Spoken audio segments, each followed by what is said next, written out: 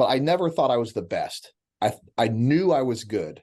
I never thought I was the best. So anywhere I showed up, and I don't care where it was, again, that whole list of places I've been in the military, I always showed up not thinking I was the best, but I knew I wasn't the worst. And I didn't let anything stress me out until I looked around and thought, hold on, maybe I'm the worst here, and I might be the next one to get cut. And I think so many people, so much, and especially with A-type personalities like we are, we put most of the stress we put on ourselves. Mm-hmm. We put it on ourselves. So that was my way to deal with the internals of stress, is I didn't show up having to be the best anywhere I went. I knew I was good, but what I did know is I wasn't the worst. And so, I showed up even at West Virginia looking around. It sounds shallow, but we all do it. Yeah. Looking at that guy and be like, yeah. nah, that guy won't be here long. That guy won't be here long. I ran next to him on the PT test, and I'm way faster than him. You size each other up, and as everyone can, as the numbers got smaller and smaller and smaller, and even down to tiny. Hey, as long as I could look and point to one or two guys that I was like, they'll go before I go. My stress was, that's how I handled stress. Yeah, that's all. Hey, that's a good strategy, right? It's a technique. It worked, right? Yeah, it's a technique. It worked for me.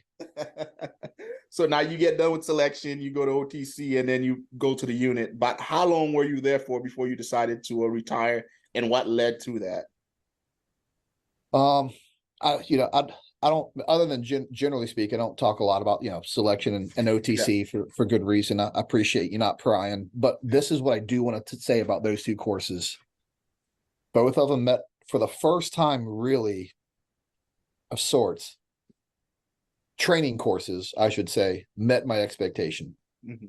Selection's the most professional run course you'll ever go to, bar none. It is the most professional run course you'll ever go to.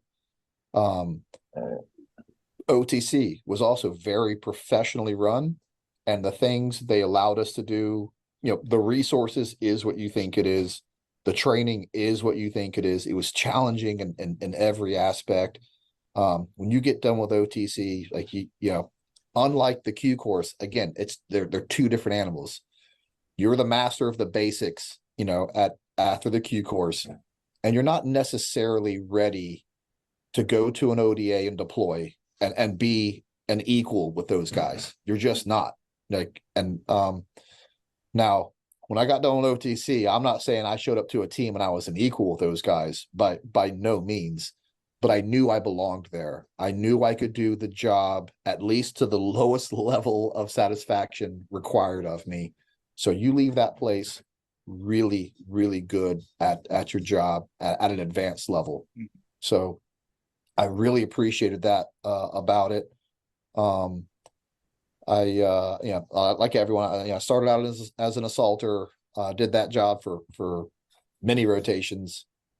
Towards the middle end of my career, I went over to recce, and even as a recce guy, you still operate as an assaulter. Now you just got one more thing you have to be good at. So I deployed as an assaulter through the recce element several more times, including several back-to-back rotations out in Syria, and I loved it. I absolutely loved my time in the unit. It's a very different animal. There's a lot of stress there in the unit that you kind of don't have in SF.